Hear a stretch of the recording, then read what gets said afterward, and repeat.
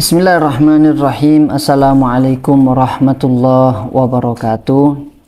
Pemirsa channel YouTube MZT Malang Raya dimanapun Anda berada, Alhamdulillah kita bisa bersama-sama kembali di penghujung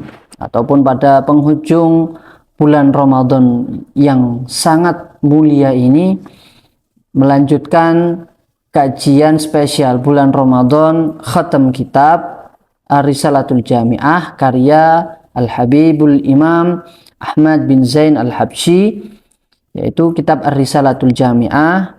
Di fase-fase terakhir di bulan Ramadan ini juga kita sudah memasuki bab-bab terakhir dari kitab Ar-Risalatul Jami'ah. Pada video kemarin kita sudah membahas, juga kita kaji contoh-contoh maksiat jawarih, anggota tubuh. Kalau video kemarin kita juga sudah membahas maksiat yang bermuara berasal dari perut, disebabkan dari makanan yang masuk ke dalam perut yang tidak baik, yang haram, yang kurang halal. Begitu juga maksiat yang berasal dari lisan, begitu banyak macam-macamnya. Kita akan membaca lanjutan kitabnya. Bagi ashab, rekan-rekan pemirsa yang punya kitab Ar-Risalatul Jami'ah, bisa dibuka pada bab-bab terakhir. Contoh daripada ma'asil jawarih pada bab ketiga, yaitu adalah ma'asil ain, maksiat mata. Di maksiat mata ini beliau menjelaskan kepada kita, contoh-contohnya adalah wa ma'asil aini, maksiat mata contohnya seperti an-nadhari mithlun nadhari ilan nisa'il ajnabiyat, memandang, melihat kepada wanita ajnabi, wanita yang bukan mahramnya, wanita lain dengan sengaja. Nah, jadi jikalau tidak disengaja, maka itu tidak menjadi sebuah dosa. Kita sering mendengar kaidah ataupun patokan lakal ula wa alaikas tsani. Pandangan pertama yang mungkin ya apalagi di zaman kita seperti sekarang ini, di mana-mana ketika kita keluar juga berpapasan dengan, mohon maaf, wanita, perempuan yang mungkin tidak menutup auratnya, yang terbuka hal-hal yang anggota tubuh yang harusnya ditutup. Maka jikalau kita hanya berpapasan pertama kali, pandangan pertama, maka itu tidak menjadi sebuah dosa. Kemudian juga wa nadharil aurat, melihat kepada aurat yang diharamkan untuk dilihat atau yang dibuka, aurat yang terbuka, meskipun itu dari sesama jenis, dalam artian di sini laki-laki dengan laki-laki, perempuan dengan perempuan. Maka kita sama-sama mengetahui, memahami bahwasanya aurat laki-laki itu adalah ma baina surrah wa rukbah, yang ada di antara pusar dan lutut. Maka jikalau ada seorang laki-laki melihat aurat laki-laki yang lain, maka jika dilihat dengan sengaja, maka itu juga termasuk pandangan yang membuat dosa, menjadikan sebuah dosa. Begitu juga yang membuka aurat tersebut. Maka tugas utamanya sebetulnya adalah bagi laki-laki, jikalau kita kaji, kita kembali kepada anjuran dan perintah dari Kanjeng Nabi Muhammad SAW terhadap situasi dan kondisi kita saat ini. Pertama, bagi para perempuan umumnya adalah kasful aurat, satrul aurat, yaitu menutup aurat. Untuk menutup aurat, dan tugas utama bagi seorang laki-laki adalah ghaddul basar, menahan atau menjaga pandangannya. Jikalau dua komponen ini dilakukan dan dijaga dengan baik, maka tentunya kita akan mendapati kehidupan yang tentram, tenang, dan insya Allah jauh dari fitnah-fitnah. Kemudian termasuk daripada maksiat-maksiat mata adalah wan nadhari bil istihqari ilal muslim, memandang dengan rasa sombong, memandang rendah, pandangan merendahkan kepada orang lain, kepada sesama muslim. Kita pun juga bisa memahami, melihat bagaimana pandangan merendahkan pandangan meremehkan terhadap seseorang yang lainnya, maka hal seperti ini sangat dilarang oleh syariat, dilarang oleh agama dan dilarang oleh Kanjeng Nabi Muhammad SAW. Selanjutnya termasuk dari maksiat ain, maksiat mata adalah wan nadhari fi baitil ghairi bi ghairi idnihi. Memandang ke dalam rumah orang lain bi ghairi idnihi, tanpa ada izin dari si pemilik rumah ataupun belum sempat izin. Nah, jadi mohon maaf, ini banyak terjadi ketika seseorang akan bertamu, dia mengetok pintu, kemudian dia sambil melihat ke dalam rumah, melihat lewat jendela. Hal ini sangat tidak dibenarkan oleh agama. Hal ini sangat dilarang oleh Islam, dilarang oleh syariat, bahwasanya kita melihat ke dalam rumah seseorang, orang lain tanpa ada izin, karena khawatir di situ ada anggota keluarga pemilik rumah yang auratnya mungkin bisa terlihat, yang sedang tidak dalam keadaan menutup aurat. Dan ini sangat diharamkan oleh baginda Nabi Muhammad SAW. Bahkan jumhurul ulama, sebagian besar ulama berpendapat mengatakan, mereka berpendapat wa qad jawazul ulama an tafqa ainahu in lam yakun fi dzalikal bait mahram au zaujah. Jadi jikalau di dalam rumah itu ada perempuan yang harus menutup auratnya, kemudian ada laki-laki yang membuka ataupun melihat ke dalam rumah lewat jendela atau mengintip ke dalam rumah, maka diperbolehkan untuk mencongkel matanya atau menancap matanya ketika dia melihat ke dalam rumah tanpa ada izinnya, dan tidak dikenakan kisos ataupun tidak dikenakan had atas perbuatan orang tersebut ketika matanya bahkan bisa sampai kehilangan penglihatannya.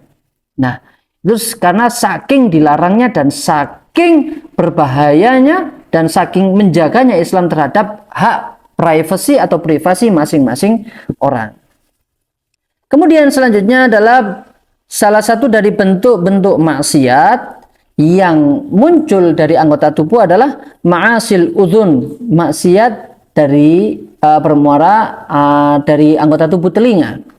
Wa ma'asil udhuni, dan salah satu bentuk maksiat yang disebabkan dari telinga adalah kalistima'i ilal ghibah, ikut mendengarkan ghibah ataupun gosip, atau bahasa Jawanya mungkin rasan-rasan itu ya, ikut mendengarkan ghibah, karena hal tersebut mendengarkan itu adalah termasuk dari support kepada ghibah yang dilangsungkan.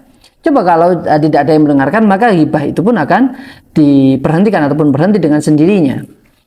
Wa ghairi dzalika minal muharramat, dan dari banyak hal yang maksiat didukung dengan telinga, seperti halnya juga mensupport kebohongan, ikut menyebarkan hoaks yang dia dengarkan dari telinga, juga dia mendengarkan namimah, mendengarkan hal-hal yang diharamkan oleh Allah Subhanahu wa taala.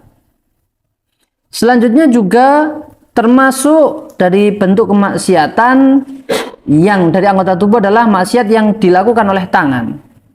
Contoh halnya adalah disebutkan oleh Imam Ahmad bin Zain al-Habsyi. Yang pertama adalah kat-tatfif fil kaili wal wazni wal khiyanah. Mengurangi timbangan, berbuat culas, berbuat curang dalam jual beli yang dilakukan, maka ini adalah salah satu dosa besar. Seperti firman Allah Subhanahu wa taala dalam surat Al-Mutaffifin, wailul lil mutaffifin. Sungguh celaka bagi orang yang berbuat curang dan mengurangi timbangan dalam hal jual belinya. Neraka wail. Wail ini adalah sebuah lembah yang khusus dikaplingkan untuk mereka orang-orang yang berbuat curang dalam jual belinya, entah itu dengan mengurangi timbangan atau memasukkan benda ataupun menyusupkan benda-benda barang-barang yang buruk yang tidak layak untuk diperjualbelikan, yang tidak dijelaskan dan tidak disebutkan dalam akad dan tawar menawarnya, dalam muamalahnya.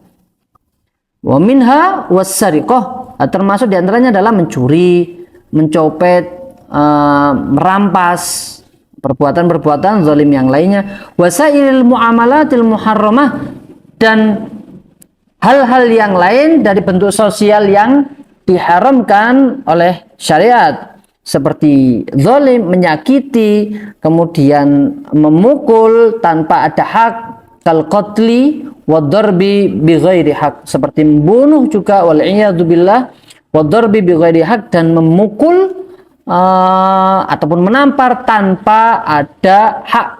Ya. Jikalau ada hak ataupun ada kisos mungkin, atau ada dia berhak untuk memukul, maka hal tersebut tidak termasuk kemaksiatan yang dilakukan oleh tangan. Seperti halnya memukul untuk anaknya, dorb, yang tentunya pukulan ini tidak sampai menyakiti, tidak menjadikan lebam, dan tidak membuat rasa sakit yang nyata pada diri anak-anak tersebut.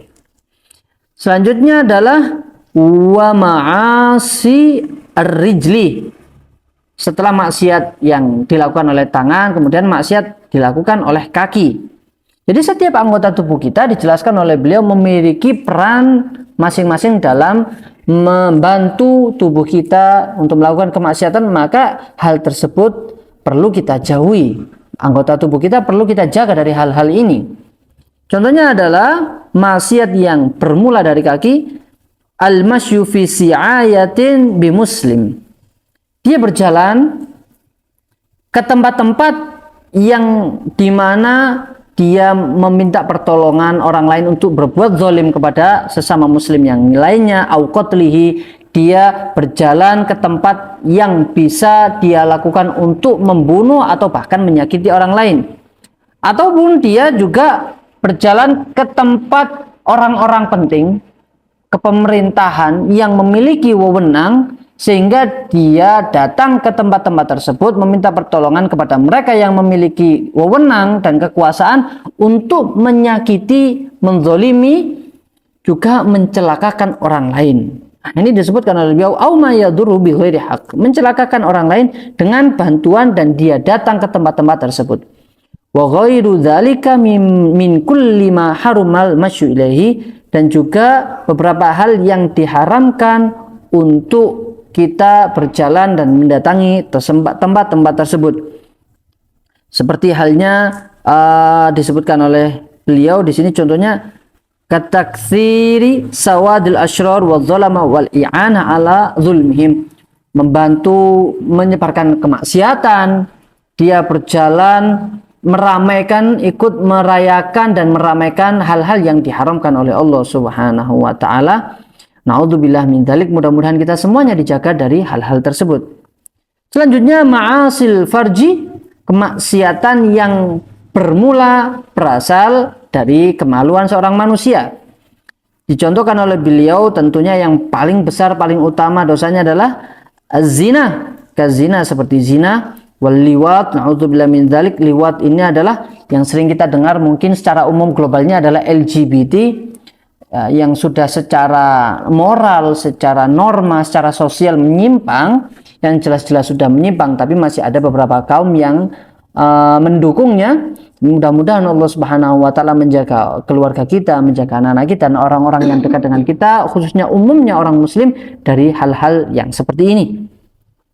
Selanjutnya termasuk dari ma'asil fard, kemaksiatan yang dilakukan berasal dari kemaluan manusia adalah wal istimna bilyadi, dan beronani, terlebih dilakukan di bulan puasa, maka hal tersebut bisa membatalkan puasa. Ya, tidak hanya berdosa, dosanya begitu besar, juga bisa membatalkan puasanya.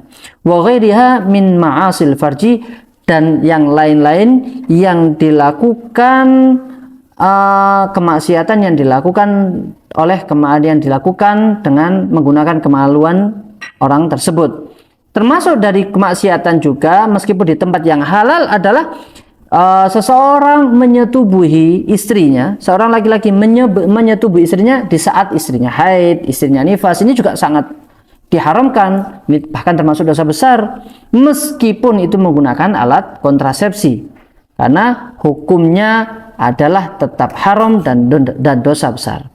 Mudah-mudahan Allah Subhanahu wa taala menjaga kita dari hal-hal yang diharamkan, dari kemaksiatan yang sudah disebutkan tadi, dan mudah-mudahan Allah Subhanahu wa taala memberikan kita istiqomah, taufik serta inayahnya untuk selalu berusaha menjauhi, bersabar, meninggalkan kemaksiatan dan memudahkan langkah kaki kita, anggota tubuh kita untuk beribadah kepada Allah Subhanahu wa taala. Insyaallah di pertemuan selanjutnya, video selanjutnya, sebagai penutup dan khatam kitab ini, jangan sampai ketinggalan di video selanjutnya. Allahumma shalli ala tuklan. Assalamualaikum warahmatullahi wabarakatuh.